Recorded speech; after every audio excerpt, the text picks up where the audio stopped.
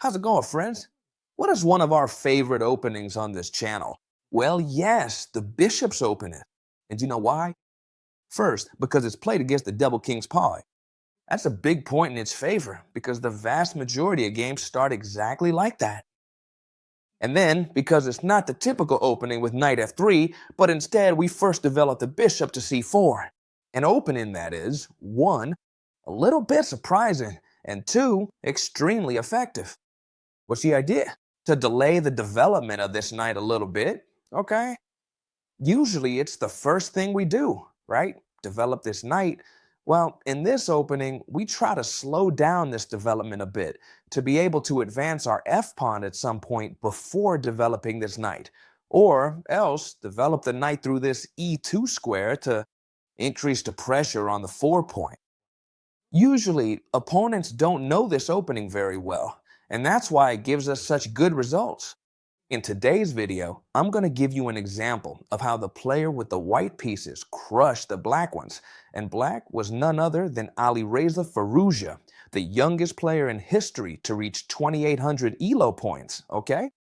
And you're going to see that he was defeated with this bishop's opening, and I'm going to explain exactly. He did. The player with the black pieces responded with the move knight c6. Well, this is what you'll encounter most in your games. Do you know why? Because they say the following. Players say, okay, if you play the bishop first, I'll develop the knight defending this pawn, because that way if you play knight f3, now we're in a normal everyday Italian, right? And nothing strange has happened here, but of course our plans are not to develop this knight through here. You've probably already seen some video on this channel about the bishop's opening. Our plan is to first play the pawn to d3, okay? To support the key 4-point with the bishop. What we want is to break quickly, or not so quickly, but yes, above all, before placing the knight on f3 with the pawn on f4. And this will give us two things. One, brutal pressure on the opponent's center. And two, if they don't capture, being able to advance even further and start making lines of attack on the enemy king. It's not difficult, okay? The game continues in the following way. Well, Firouzja develops his other knight. As you can see, Firouzja makes 100% normal moves that we would all make, and ends up losing in a brutal and crushing way, and also in just a few moves, because the plans of the bishop's opening are not complicated. The white player develops his knight through e2. Well, it's one of the strategies. He is currently getting ready to perform a specific variation of the King's Gambit, because we're going to play f4 on the board, but a King's Gambit in much better conditions. And why exactly is that? Because the 4 square is no longer a gift. It's defended by both the knight and the bishop. That is, if we play f4 and they capture, we can recapture with either the knight or the bishop. And look at this great position. Excellent development while our opponent is still lagging far behind in their development. The game continues as follows. Bishop c5. Don't tell me, friends, that you wouldn't do something very similar with the black pieces. The knights develop normally and the bishop goes to its most natural square. Sorry, this pawn is fine. Bishop c5. White continues with castling, right? We're not doing anything extraordinary. It's very simple. You can watch this video as many times as you need, okay? And now black also castles. Very day. What's our only plan going to be? To break at f4. Could we do it immediately? Yes, we could do it immediately. However, here, the white player first makes the move a 3. An interesting move, and I'll explain why.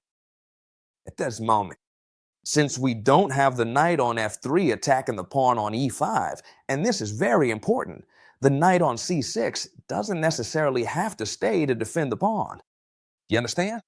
Since we don't have the knight here, this knight can go wherever it wants. And since this knight can go wherever it wants, they're threatening knight a5, winning our bishop.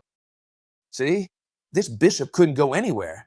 We could go, for example, over here, but they'd simply kick it out and we'd have to come here and the knight would capture it. Therefore, at this moment, they're threatening knight f5, winning the bishop.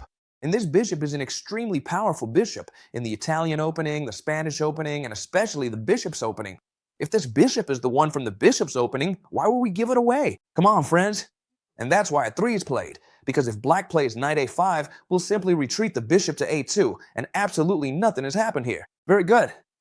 So a 3 has that function, and it also has another function, to pressure. At b5, black's bishop. That is, if black now makes the mistake of moving the knight to a5, not only can we protect it, but look at what we threaten, making the dreaded fork to win one of these two minor pieces. Black doesn't play knight f5, but instead plays this a5 very well. We're talking about Alireza Firouzja, a prodigy and one of the best players in the world. There's no doubt he's going to play correctly, but as we can see, he's playing, as I said, in an extremely normal way. The game continues in the following way. The white pieces have a harmonious development, therefore they now continue with the knight to c3. See it, right? Is it hard to play the bishop's opening? No. Extremely normal moves are being made, the castling, bishop, and knight.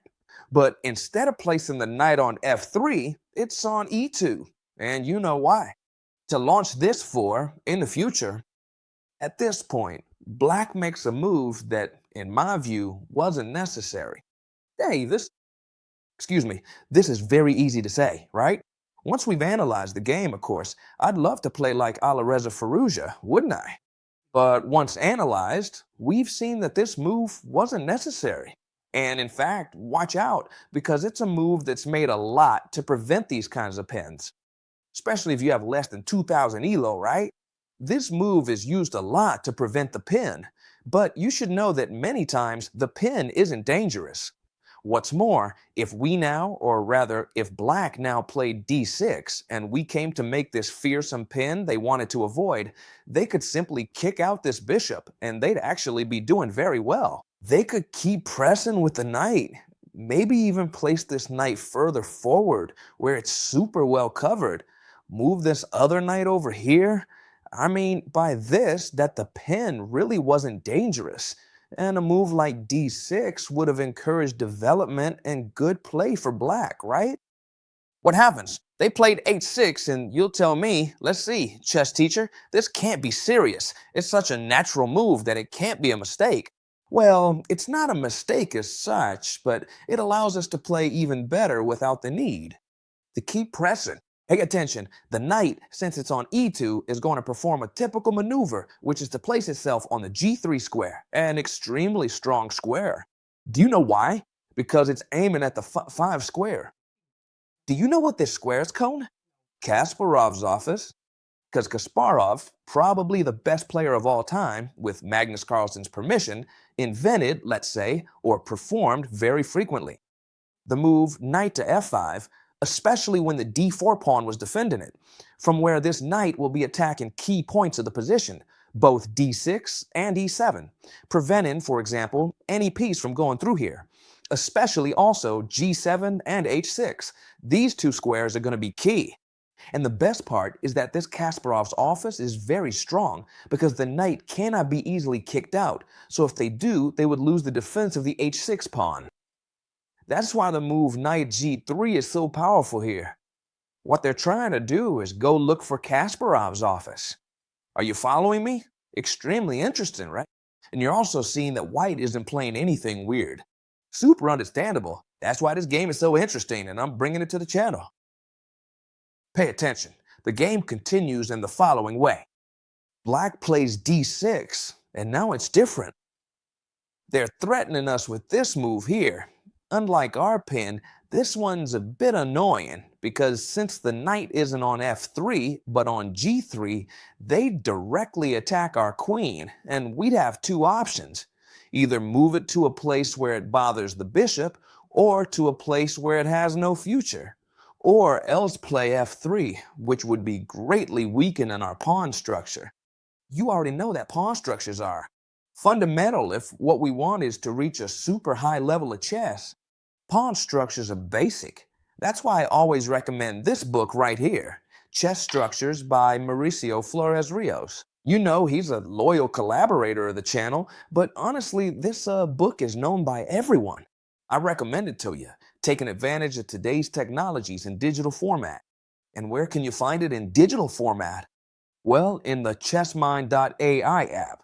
Of course, also within our academy. since the academy includes access to chess mine. All you have to do is go to the library and you can purchase it.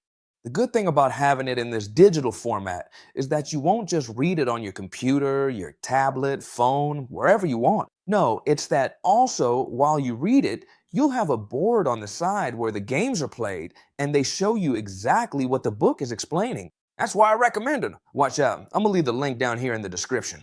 Therefore, we see that this move is annoying. With this d6, the threat is threatened, I was going to say, of bishop g4. Therefore, now h3 is an extremely useful move. Did you understand the difference? Fantastic. Very well. Key moment of the game. Black plays bishop e6. And you mentioned this to me a lot. I've received 2 or 3 emails from you already telling me, chess teacher, when the bishops face off. Whether on e6 with black or on e3 with white, is it in my interest to exchange bishop for bishop? Well, it's not usually a good idea. Not usually a good idea, I repeat. What? Because here we are helping black.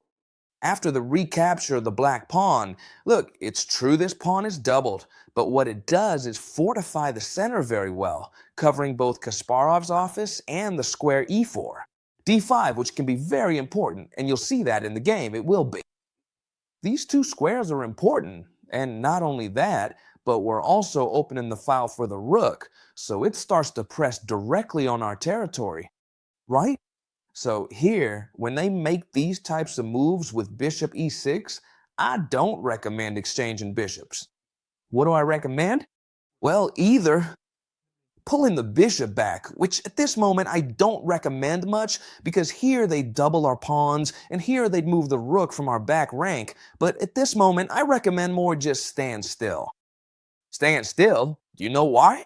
Because if they exchange, even though our pawn structure looks a little bit worse, when this pawn is placed over here, we'll have a super well-defended outpost on d5, both by the e4 pawn and the c4 pawn, and we can place our knight in a fabulous way. Therefore, here, what does the player with the white pieces do? He stays still, and not only that, but he also improves his position. How can we go about improving our position right now? Well, since we want to play f4, right? What do we have to do to make it happen? Well, the truth is that we can't do it right now because they're pinning our f-pawn with the bishop. Therefore, the white player moves the king here. It's that simple. So that later on, we can move our pawn to f4, which, don't forget, is our main plan in the bishop's opening. Black exchanges the bishop, but we don't care about that. We've already seen that after pawn takes pawn, absolutely nothing has happened here, right? By the way, do you know what chess set this is? This is the official chess set from the Netflix series The Queen's Gambit. I don't know if you've ever seen it. It's the official board. If you watch the series, or if you've seen it, it's the board they play on. And Chessie's Art sent it to me. You know that if you want to get it, you have a 15% discount. Watch out, that's a huge deal, huh? 15% discount.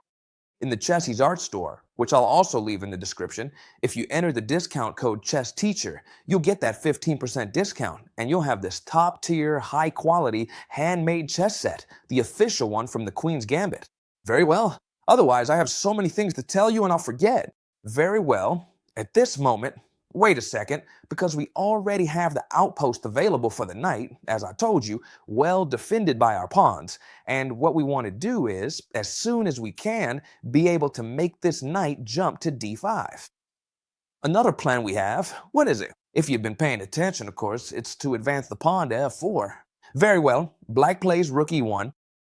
In view of the fact that if white plays f4, after the exchange, the rook starts to pressure the center of the board with a very good attitude, let's say, right? Because it's on a semi-open file, you know that rooks on semi-open files are very, very well placed. Therefore, perhaps, between the 2 plans we have, I prefer the knight one, because if I advance the pawn, we've just seen that this rook becomes very active. So, well, I'll pause it and place the knight on d5 in such a way that if you don't capture it, I'm going to have a hell of a steed super well placed in the center of the board that's going to be practically an octopus with so many legs, and it also threatens knight takes knight, doubling pawns, then capturing on h6 with the bishop and leaving us with a tremendously good position. That's why black must capture.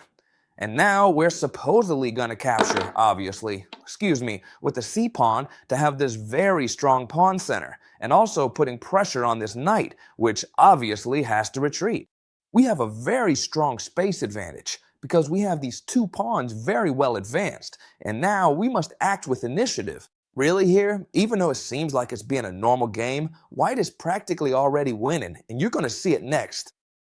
At this moment, if we play passively, and if you understand chess structures, we're in a structure similar to the King's Indian that's discussed in Mauricio Flores' book, where black wants to break with f5 because they're attacking the base of the pawn structure, of the pawn chain.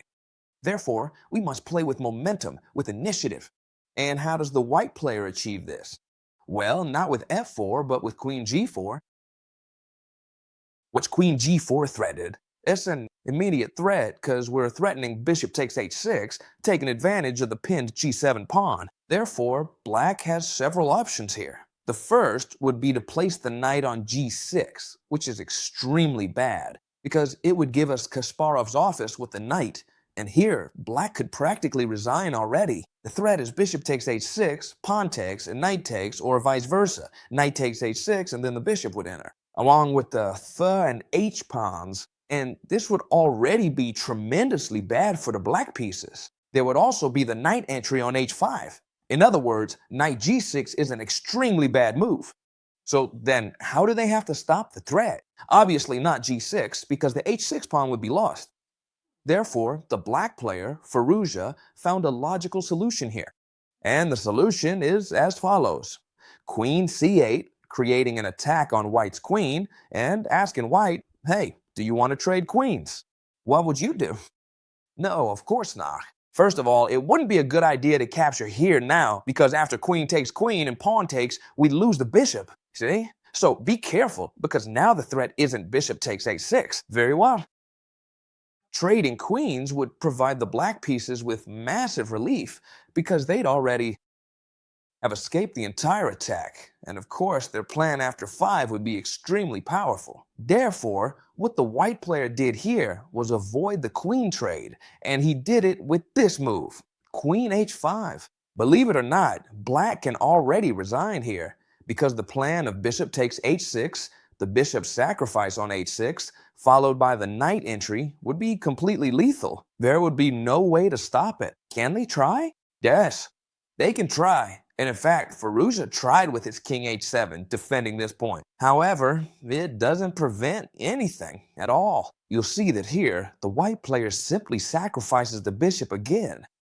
No problem, since after pawn takes pawn, it's true, this pawn is well defended, but by moving, the king stopped defending the f7 square, which can now be captured by white's queen.